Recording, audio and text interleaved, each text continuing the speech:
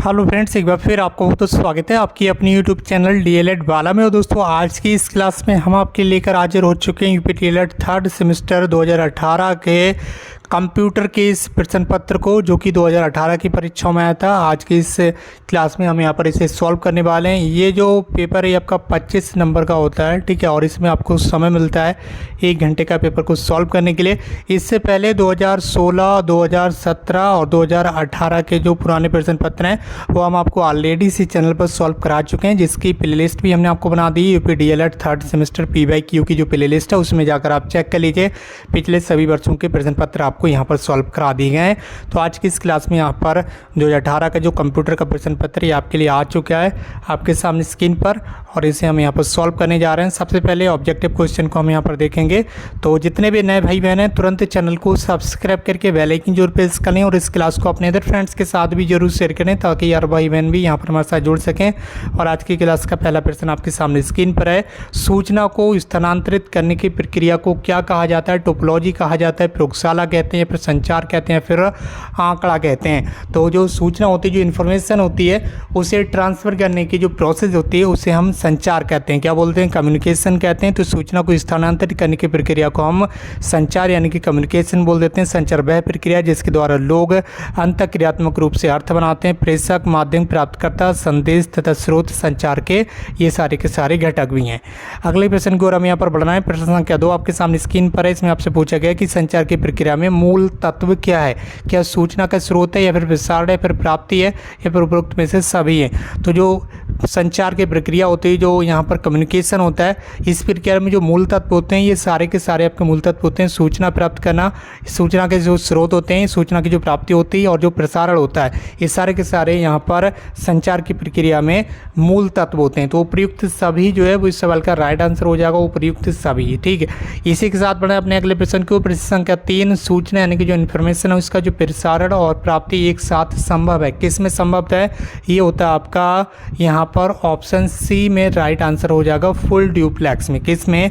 Full duplex में क्या होता है? सूचना का जो प्रसारण होता है, जो प्राप्ति है, वो एक साथ हो सकती है। सूचना का प्रसारण और प्राप्ति एक साथ फुल ड्यूप्लेक्स में संभव है। फुल ड्यूप्लेक्स को एक टेलीफोन के उदाहरण के साथ सबसे अच्छा समझा जा सकता है। जब दो लोग टेलीफोन पर बात करते हैं, आप इधर से भी अपनी बात कह सकते हैं और उधर से दूसरा व्यक्ति भी आपसे अपनी बात कह सकता है। तो यहाँ पर प्रसारण और प्राप्ति दोनों एक साथ हो रहे हैं, यानी कि आप अपनी बात भी दूसरे तक पहुँचा रहे हैं और दूसरे की बात आप प्राप्त भी कर रहे हैं। ठीक है, तो दोनों का एक ही समय में बोलने और सुनने के लिए स्वतंत्र होते हैं। तो ये आपका फुल ड्यूप्लेक्स मोड में होता है। ठीक है, अगला प्रश्न, प्रश्न संख्या 4 आपके सामने स्क्रीन पर। इसमें आपसे पूछा गया कि प्रसार भारती का गठन कब हुआ था?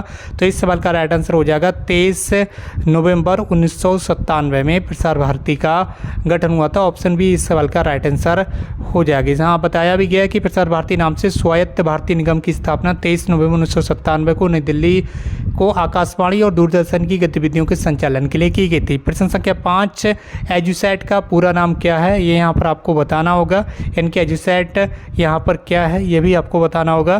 तो एजुसेट क्या है ये यहाँ पर आपको बता देना। ये अंतिम प्रश्न है आज की इस क्लास का, और ऑब्जेक्टिव क्वेश्चन में अंतिम प्रश्न है। इसके बाद आपके जो लघु उत्तरीय प्रश्न है वो यहाँ से स्टार्ट हो जाते हैं। तो जो एजुसेट है वो एक तरह से यहाँ पर क्या है, एक तरह से आपका एजुकेशनल सैटेलाइट है। क्या है? एजुकेशनल सैटेलाइट है। ठीक है, और ये शैक्षिक उपग्रह बोलते हैं जिसे एजुसेट, जिसे मूल रूप से GS83 कहा जाता है। 20 सितंबर 2004 को भारतीय अंतरिक्ष अनुसंधान संगठन के द्वारा, ठीक है, जो यहाँ पर इसरो है, ठीक है, भारतीय अंतरिक्ष अनुसंधान संगठन, अंतरिक्ष में लॉन्च किया गया। ये स्कूल स्तर से उच्च शिक्षा तक दूरस्थ कक्षा शिक्षा के लिए स्थापित किया गया है। ठीक है, तो ये एक एजुकेशनल सैटेलाइट है, ये यहाँ पर आपको बताना है। ठीक, इसके बाद आपका अगला प्रश्न है प्रश्न संख्या 6। यहाँ से लघु उत्तरीय प्रश्न स्टार्ट हो गए। इसी तरह से आपको लघु उत्तरीय प्रश्न भी कराए जाएंगे जल्द ही, तो इसलिए आप चैनल को सब्सक्राइब कर लीजिए और इस क्लास को अपने फ्रेंड्स के साथ जरूर शेयर कीजिए। सूचना और जनसंचार का प्रौद्योगिकी के कौन कौन से साधन हैं? तो जैसे कि मोबाइल हो गया, संगणक यानी कि कंप्यूटर हो गया, रेडियो हो गया, दूरदर्शन हो गया, इंटरनेट हो गया, ईमेल हो गया, वीडियो कॉन्फ्रेंसिंग हो गया, दूरध्वनि इत्यादि। ये सारे के सारे क्या हैं? ये सूचना और जनसंचार प्रौद्योगिकी के अलग अलग साधन हैं। ठीक है, यहाँ पर से आप सूचना प्राप्त कर सकते हैं, ठीक है, संचार कर सकते हैं कई यहाँ से मोबाइल के माध्यम से सूचना प्राप्त कर सकते हैं, रेडियो से, दूरदर्शन से, ठीक है, ईमेल के माध्यम से। तो ये सारे के सारे क्या हैं, ये साधन है या फिर आप बोल सकते हैं कि ये घटक हैं किसके, सूचना और जनसंचार प्रौद्योगिकी के। प्रश्न संख्या 7 है, प्रौद्योगिकी से आप क्या समझते हैं, टेक्नोलॉजी से आप समझते क्या आखिर। तो किसी कौशल करने अथवा वस्तु बनाने में नवीनतम ज्ञान का अनुप्रयोग ही प्रौद्योगिकी कहलाता है। इसी के साथ हम यहाँ पर बढ़ रहे हैं आगे की ओर, और यहाँ आगे बताया गया है कि हम अपने चारों ओर जो भी विकास देख रहे हैं वो सब प्रौद्योगिकी यानी कि टेक्नोलॉजी से ही संभव हुआ है। विज्ञान के नियमों और सिद्धांतों के अनुप्रयोग से व्यवहारिक जीवन में उसे उतारना ही तकनीकी यानी कि टेक्नोलॉजी है। सुई से लेकर हवाई जहाज़ तक निर्माण टेक्नोलॉजी से ही संभव हो पाया है। तो टेक्नोलॉजी आज के युग में काफ़ी ज़्यादा महत्वपूर्ण भूमिका निभा रही है, तो आपको पता ही होगा। प्रश्न संख्या 8 है, कंप्यूटर सिस्टम के अंग कौन कौन से हैं। तो फटाफट बता देंगे कंप्यूटर सिस्टम के कौन कौन से अंग होते हैं। इसमें कई सारे अंग होते हैं, जिसकी इनपुट आउटपुट डिवाइस हो गया, सिस्टम यूनिट हो गया, स्टोरेज यूनिट हो गया, संचार हो गया, मॉनिटर हो गया, कीबोर्ड हो गया, कंप्यूटर मेमोरी हो गया। ये सारे के सारे क्या हैं, कंप्यूटर सिस्टम के अलग अलग अंग होते हैं, ठीक है। इसके साथ आपका अगला प्रश्न संख्या 9 है, सर्च इंजन क्या है, ठीक है। तो सर्च इंजन क्या है, ये एक ऐसी टेक्निक है जिसके द्वारा किसी भी विषय से संबंधित विश्व यानी कि दुनिया में प्राप्त जानकारी को सरलता से और शीघ्रता से प्राप्त किया जा सकता है।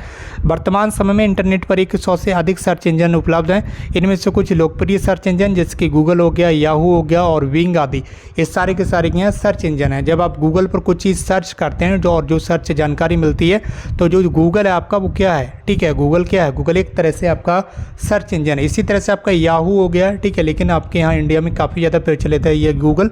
ज़्यादातर लोग गूगल को अच्छे तरीके से जानते हैं, ठीक है। याहू को थोड़ा कम लोग जानते हैं, विंग को थोड़ा कम लोग जानते हैं, लेकिन गूगल को यहाँ पर बच्चा आज के ज़माने में जान चुका है।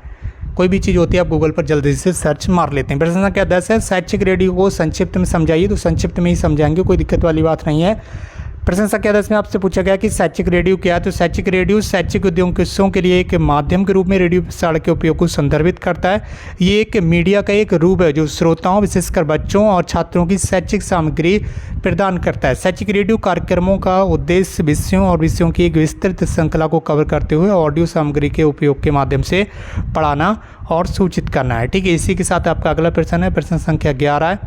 इसमें आपसे पूछा जा रहा है कि टेली कॉन्फ्रेंसिंग के कितने प्रकार हैं। जो टेली कॉन्फ्रेंसिंग होती है ये कितने प्रकार की होती है। तो ये टोटल 3 प्रकार की होती है। पहला होता है आपका ऑडियो कॉन्फ्रेंसिंग, इसमें 2 या 2 से अधिक व्यक्तियों के द्वारा बातचीत की जाती है, ये व्यक्ति से व्यक्ति तक टेलीफोन या स्वाभाविक प्रकार से होती है। दूसरा होता है आपका वीडियो कॉन्फ्रेंसिंग। वीडियो कॉन्फ्रेंसिंग में क्या होता है, इसमें दूरदर्शन और श्रव्य साधनों के प्रयोग के द्वारा आमने सामने वार्तालाप की जाती है। जो आप वीडियो कॉल करते हैं that's known as video conferencing, उसी को आप वीडियो कॉन्फ्रेंसिंग बोल सकते हैं। तीसरा होता है आपका कंप्यूटर कॉन्फ्रेंसिंग। इस कॉन्फ्रेंसिंग में भाग लेने वालों को विषय वस्तु ग्राफिक्स का संप्रेषण किया जाता है जो टाइपराइटर टर्मिनल के द्वारा कंप्यूटर से जुड़े रहते हैं। तो इस तरह से आपका कंप्यूटर का 2018 के प्रश्न पत्र सॉल्व हुआ आपके सामने। जो लघु उत्तर प्रश्न वो आपको अलग से सॉल्व करा दिए जाएंगे, इसलिए आप इस चैनल को कर लीजिए सब्सक्राइब।